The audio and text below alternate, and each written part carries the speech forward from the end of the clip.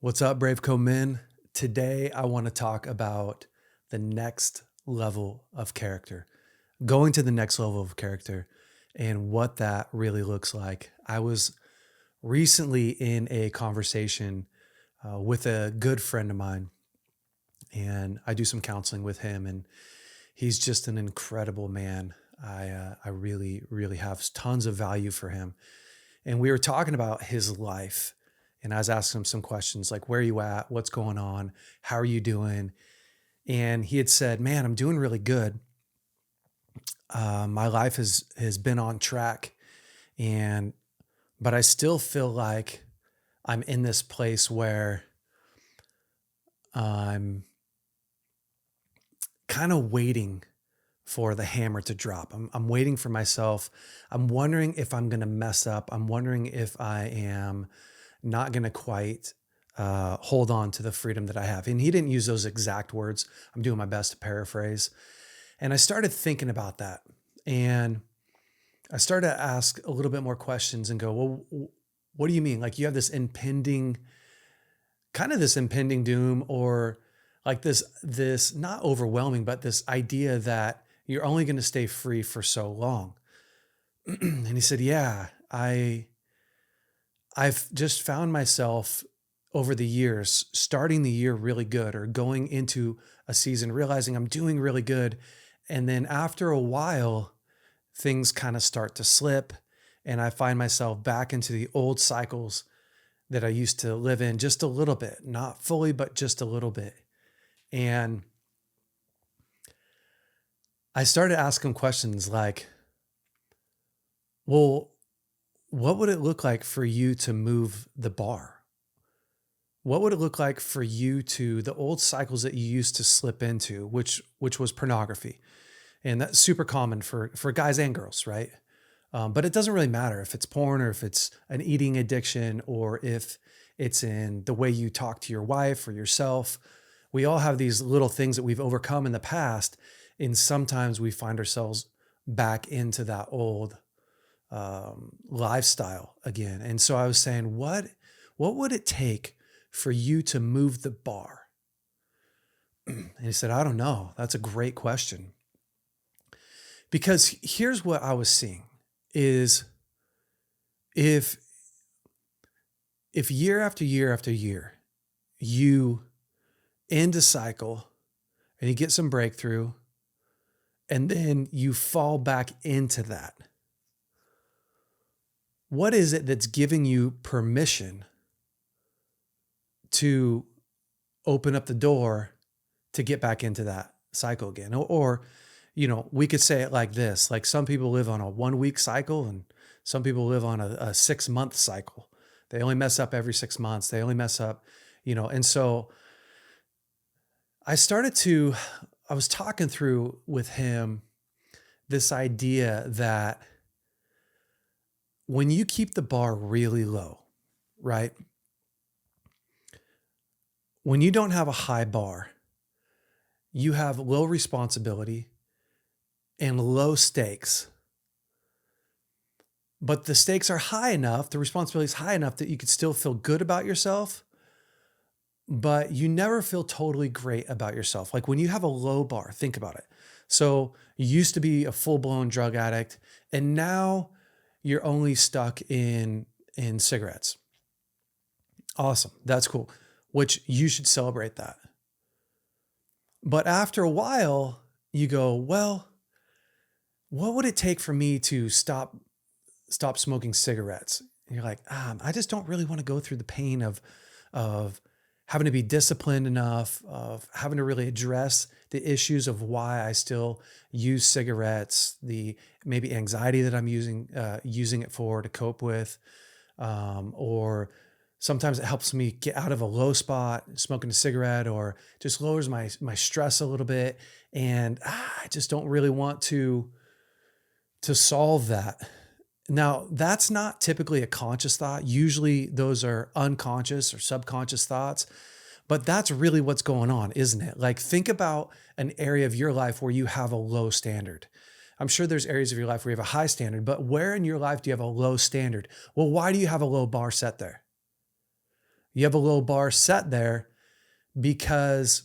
probably because when I look at my life, it's the same. Like, I don't want to put the effort and energy that it takes to raise that bar because I can still feel pretty good about myself where I'm at right here without enduring a ton of pain. But the problem is you never actually feel really great about yourself in any area where you have a low bar. You just don't. And you never really get promoted and move forward in life and get into your full potential when you settle for these low bars. When I was talking to my friend, he was like, oh man, I didn't realize that that's what was happening. So here's what was happening in his life.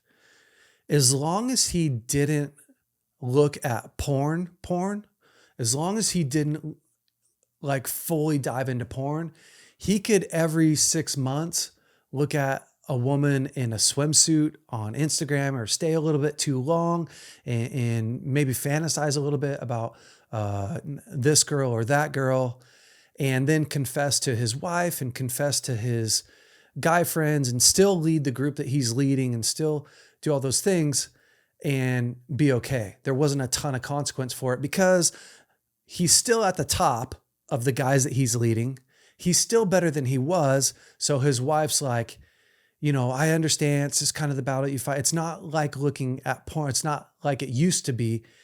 And he's found this really comfortable lull. Of, I don't have to go to the next level of character. And I can still feel good about myself right here. Well, the problem is that in and of itself is a prison, isn't it? It's a complete prison. It's completely cutting him off from the next level of authority, the next level of feeling proud, of responsibility, of leading more men, of leading his wife in an even more powerful way. And even, well, let me say this. So I started to go, okay, well, what do you think needs to happen in order for you to raise the bar? Because you can make this bar more painful. Like, he could go to his wife and say, I don't want you to be okay with me messing up and looking at girls with swimsuits. And actually, if it was painful enough, he wouldn't even stay here. The bar would be raised, but there's not enough pain in here. So that's one side to look at it, right?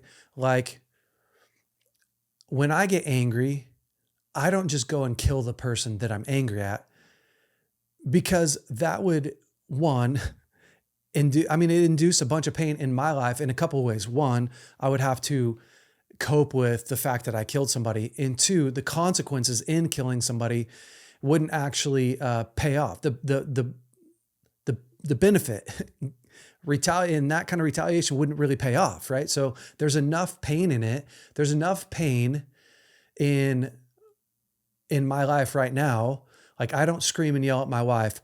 One tiny small reason is, that would cause her a lot of pain, and therefore I would be in a lot of pain.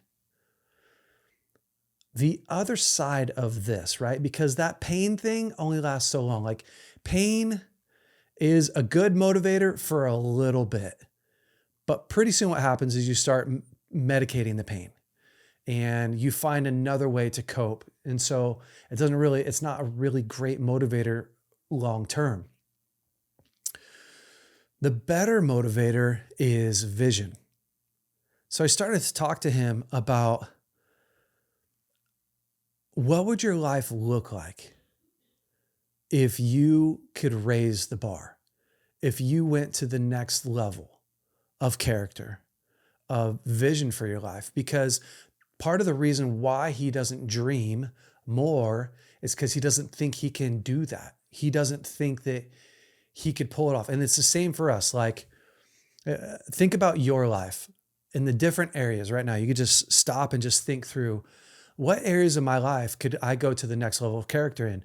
Your eating, your physical fitness, your communication, your attention to your kids or to yourself, your relationship with God, your vision for your own life. Well, why aren't we?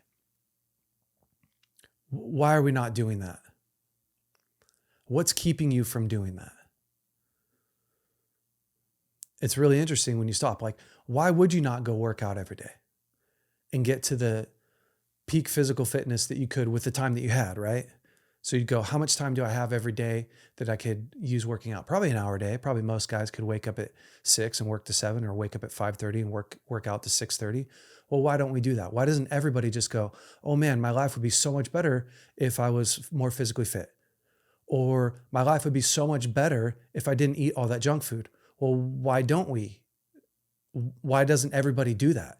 Or my life would be so much better if I learned healthy boundaries and if I went to marriage counseling. Or why do we all not just sit down and go through every area of our life, map it out on a calendar and go, okay, this month, from this day to this day, I'm going to work on boundaries. From this day to this day, I'm going to, because of the pain, because of the pain that it takes to be consistent, the pain that it takes to say no to sugar, say no to excess beer, to say no to whatever it is for you, overeating, the comfort that comes from being stuffed, the comfort that comes from the calories that you intake, the the binge watching, all the stuff that I'm guilty of.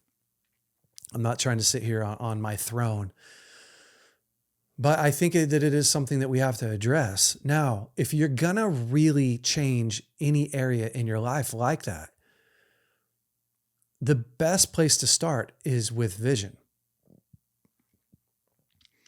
The best place to start is, where do I really want to be? What's really important to me?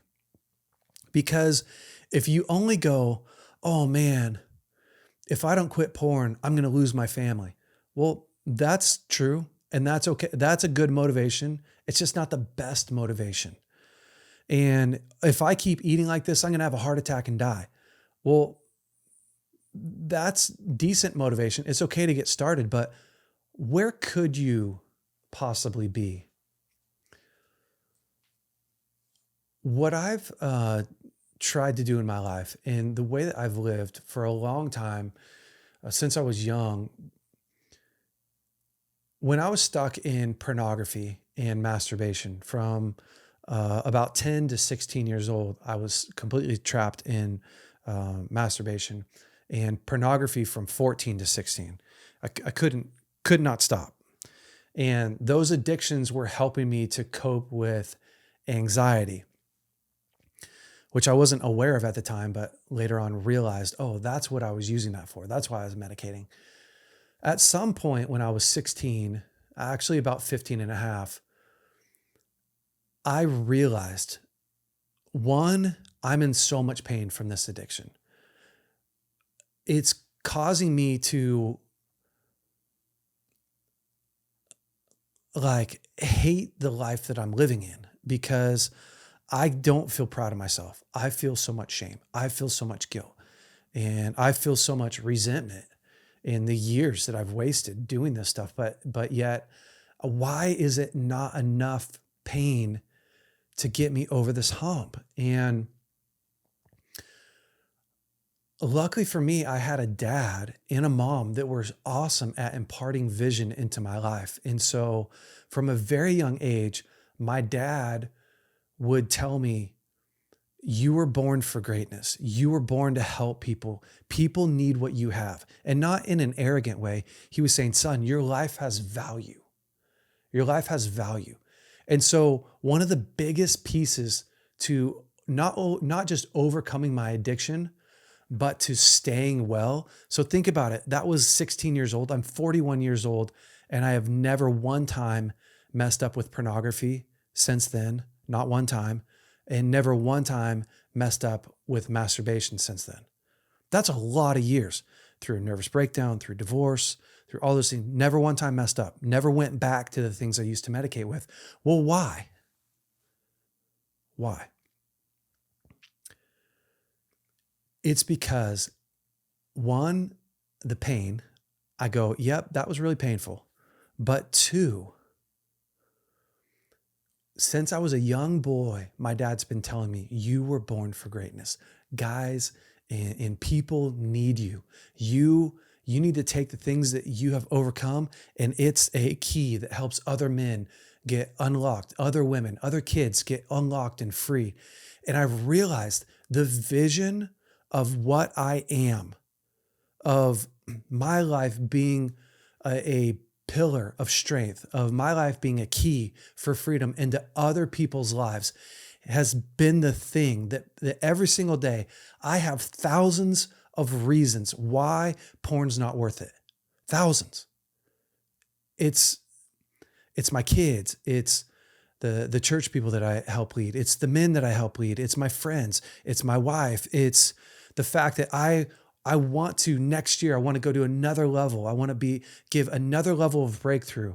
I want to be in another level of responsibility, another level of authority. I want to, and that vision of what God wants to build in my life and from my life, honestly, just keeps me driving towards this goal.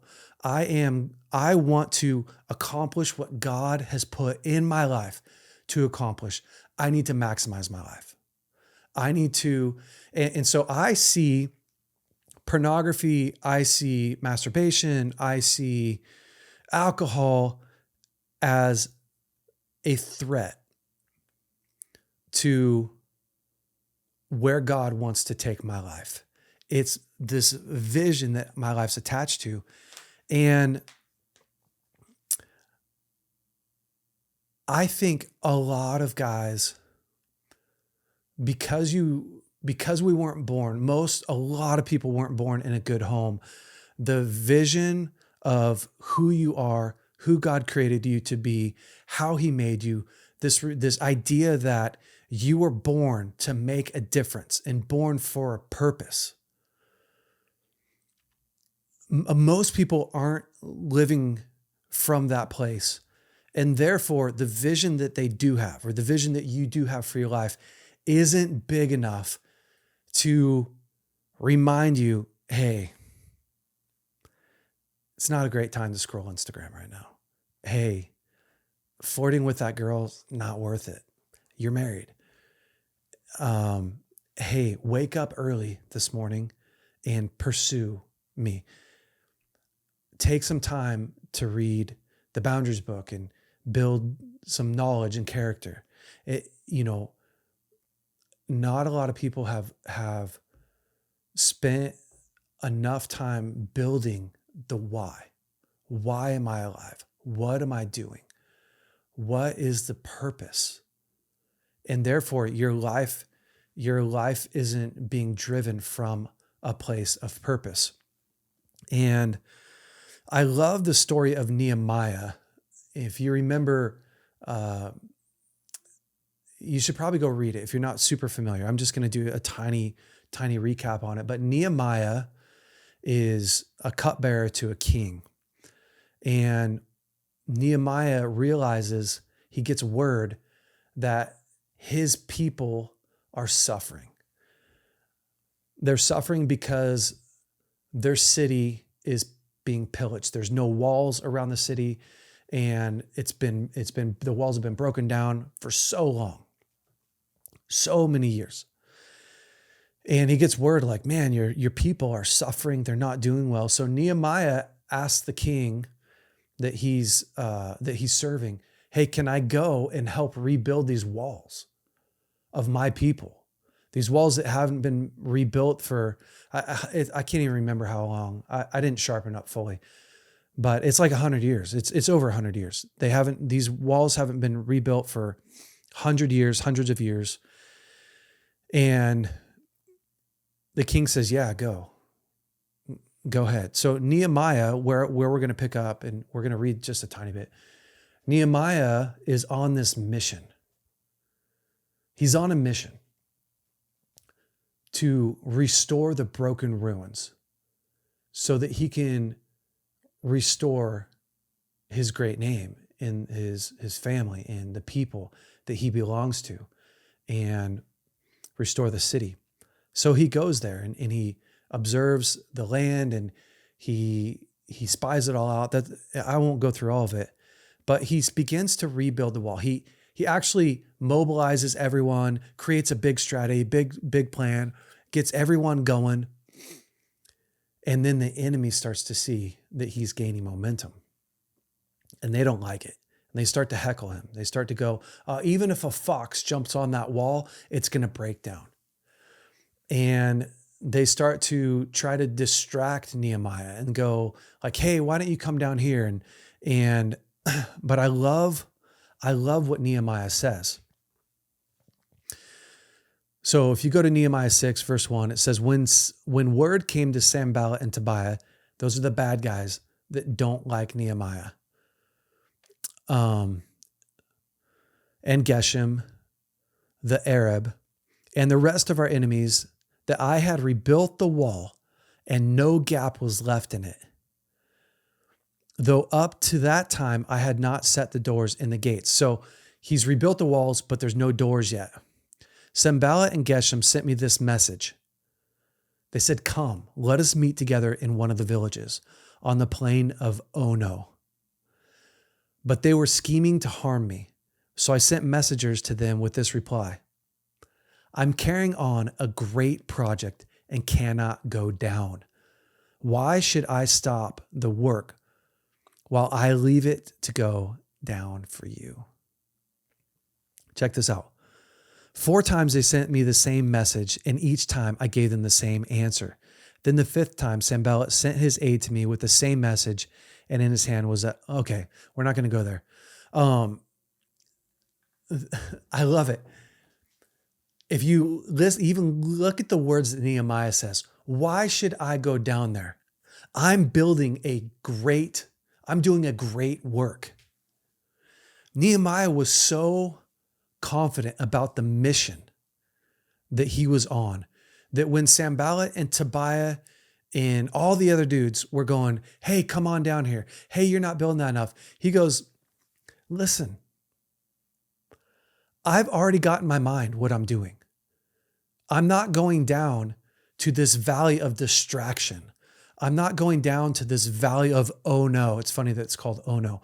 I'm doing a great work for God here. At one point, he actually says, I'm doing a great work for God.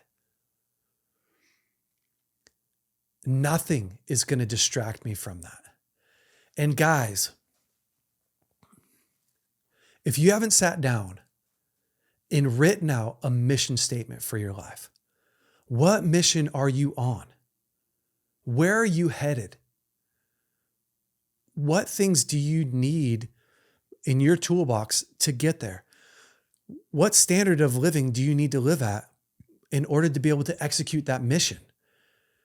If you're a dad, if you're a husband, that there's a high bar for that. If you're a believer, there's a high bar. There's a high bar that God has, he's created you for. And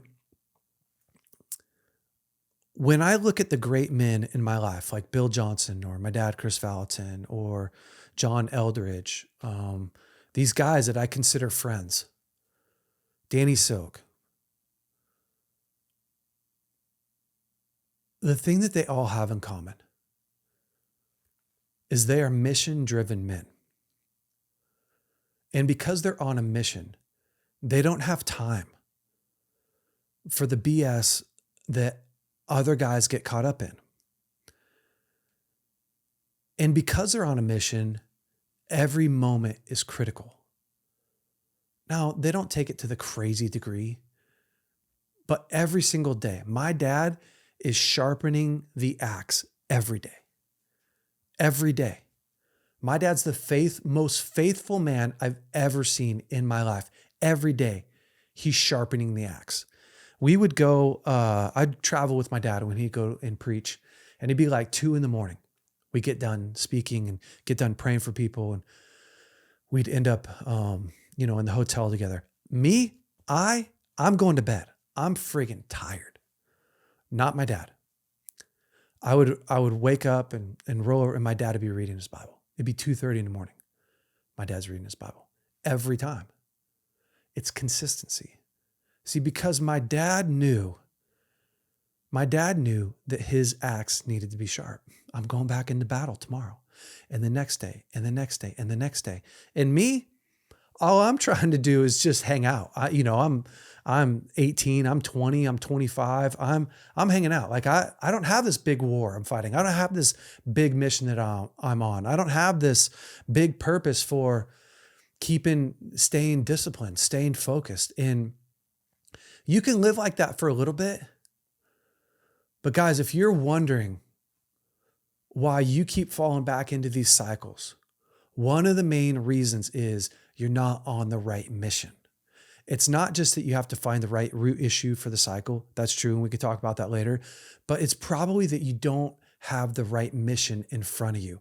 What is that thing in front of you that's going to motivate you to do the hard work, to go through the pain, to pick the right misery? Like Jordan Peterson says. Jordan Peterson says, you got to pick your misery. You either got to pick the misery of staying the same, staying the way you are in the areas of your life that you don't like. So that's a miserable existence. Or you pick the misery of trudging up the hill of greatness. The great thing about picking the warrior's path is that it doesn't stay miserable forever. And you feel proud of yourself on that. There's momentum. And you get to be a part of a company of men that are doing the same thing. And so I want to encourage you, men, to take a look at some areas in your life. You could take an inventory of your whole life if you want to. How's my finances? How's my relationship with my wife? How's my self-talk? How's my relationship with my friends? How open am I? How connected do I feel to myself? How connected do I feel to God? How's my physical health? How's my mental health? You can take an inventory and then start to break it down and ask God, or ask your friends, or ask a mentor, ask a coach, which one of these areas of my life should I tackle? But even before you do that, I want you to start asking the question, why? What is my mission? Why am I here? What gift did God give me? What did He place inside of me that I was born for, that I was built for? And you don't have to figure out everything. In this season, right now, what's my greatest place of favor? What's my talent or gift mix in this season that I should be leaning into? And what's the purpose of this season? What's the purpose of this season? What responsibility have I been given this season that I need to steward? For some of you just became new dads. Okay, that's it right there. Let's focus on that. What would it take for you to be the best dad possible? And then envision yourself raising kids that are warriors, having a daughter that never craves, dating a man who has terrible character, because she knows what it's like to be connected to a man with great character. What does it look like to be the best dad in the world? I want to be the best dad in the world. That mission should drive you. What should it drive you into? Oh, learning parenting. It drives you into, I need to get an e-course on parenting. I need to get Danny Silk's parenting books. I need to watch his e-course. I need to practice. That's what that mission, that's the path that mission takes you down. Or maybe you just got married and you go, man, I want to have a marriage where I feel excited about my marriage every day. I want to know my wife. I want to feel like an incredible husband. Awesome. What path does that take you down? It takes you down a path of discipline to learn boundaries, learn communication, do some marriage classes. It goes, is there any baggage in your life that you're still carrying today that you need to go take care of? Because that's going to hinder your marriage. It helps you to do the things that you wouldn't want to do. So men, take a look at your responsibility in this season. What's God given you? Maybe you can't find one, but you work at a company. Okay, be the best worker. What would it look like for me to go to the next level of character as an employee? And let's begin to write that down. And then from there, move it into daily disciplines, into daily habits so that you can begin to accomplish that goal. Let's raise the standard in our lives. Guys, I am so fired up to see us live the way that God created us to live, and which is to blow through these cycles. It's to cut off the old ways of living, the old habits, the old patterns, and to walk into freedom because we have incredible vision, because we have incredible purpose. So hopefully this helps you guys. Thanks so much for listening. Have an incredible week.